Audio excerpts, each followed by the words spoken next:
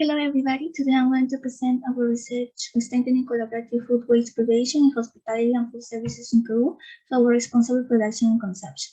My name is Lucía Huerta, graduated from Universidad Privada del Norte. This research had the participation of Manchester Metropolitan University, Universidad Privada del Norte, Universidad Nacional Jorge Basa de Broma, and SINA. First of all, it's important to know the global context about food waste management. In Latin America and the Caribbean, this represents 15% of food produced per year. In Peru, 12.8 million tons of food are wasted annually, which represents 47.6% of the total national supply. In the regions of Lima and Tacna, the central and southern of Peru, some progress has been made regarding the management of solid waste. For example, we have a legislative decree number 1278 and the law number 3048.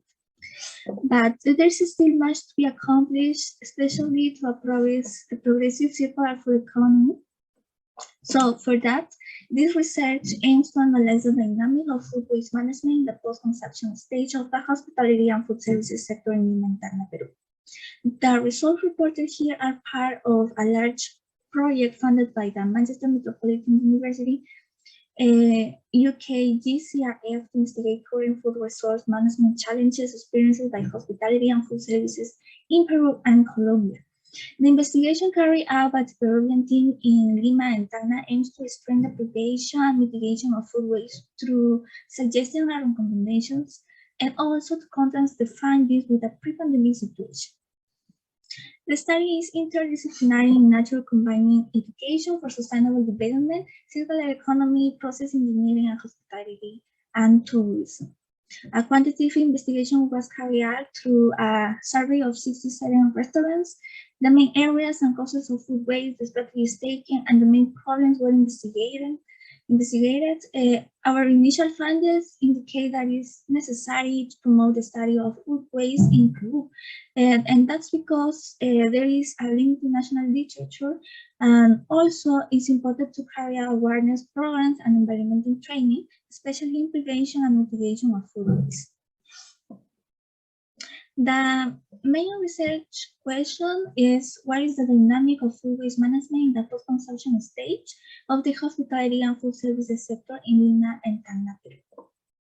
Okay, as a background, we have some authors like the Gisela overall 2020 that mentions 6 different categories of food waste. We also have one et al. 2017 that mentions that waste varies according to customer groups for some categories and cities. Sakaguchi et al. 2018 that said that the first of all holding water in wastage before their expiration date was to distribute them to their employees. Filimona et al. 2019 study of restaurants in Politic area and mentioned that they do not measure the amount of food waste regularly. And Navane et al. 2021 mentions that emerging companies in food waste regulation represent timely solution in the transition toward a circular economy. Wen et al. 2018 studied an internet system for the management of food waste in restaurants. And he et al. 2018 also mentioned that food waste is a sustainable strategy for the circular economy. The methodology for this research was an observational descriptive cross-sectional study that was carried out in Lima and Tacna, Peru. A survey 30-question multiple-choice questionnaire was elaborated, adopted from Sakaguchi et al. 2018, and structured according to 4 categories. The first one, administrative management of the food service restaurant. Second one, organic waste management. Third, organic waste reduction. And finally, pre-pandemic context. The content validity of the instrument implied a review by 3 experts. A pilot test of the instrument was carried out. We used Google Forms, and this survey was applied between April and May 2021. We used WhatsApp, email, and in some cases, visits were made in person with printed hard copies of the questionnaire. And also a video is being created as part of awareness building, and this visual shows the natural and current challenges of organic waste in both cities.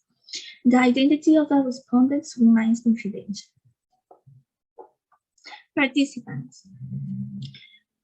We consider food service restaurants in both urban and rural country areas.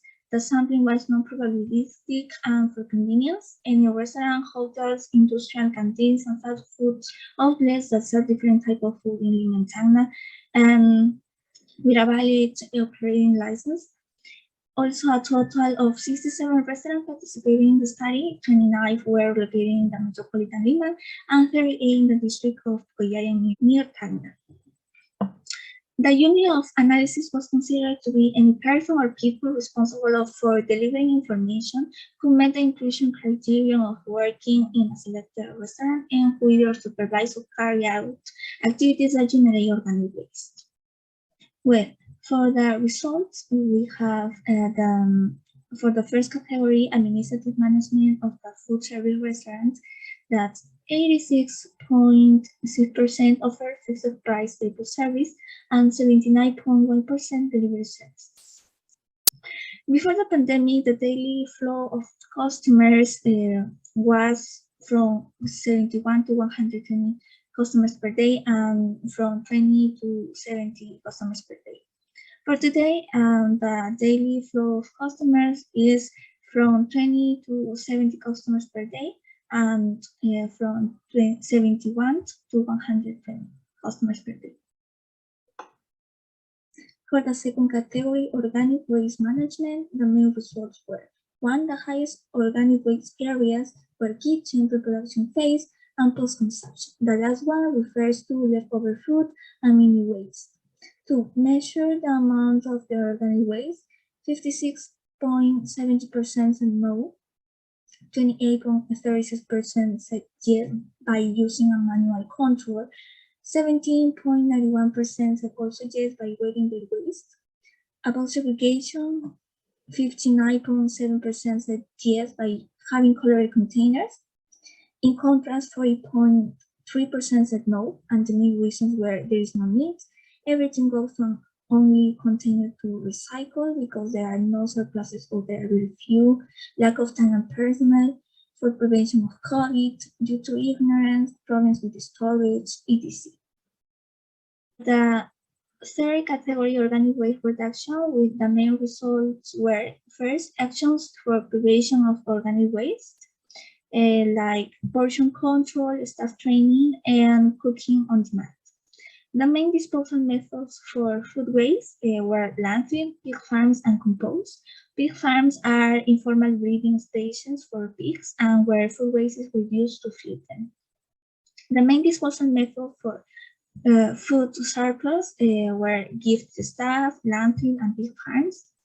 The actions taken to influence the customer behavior were offering to-go doggy bags, tuppers, food containers, etc., offering different new portion sizes, awareness campaigns for customers, informative messages, other actions, and no action.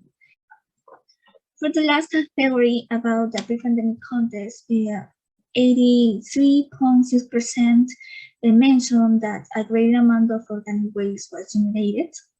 Also, for food waste, we had, for example, chicken bones, fruit peels, unusable vegetable scraps, and leftover dishes. And for food surplus, we had vegetables, stew, broth, prepared salad, fruit, french fries, and chicken. Conclusion. Most of the restaurants don't measure organic waste. This suggests a lack of management and general lack of interest at this level in getting involved and taking action.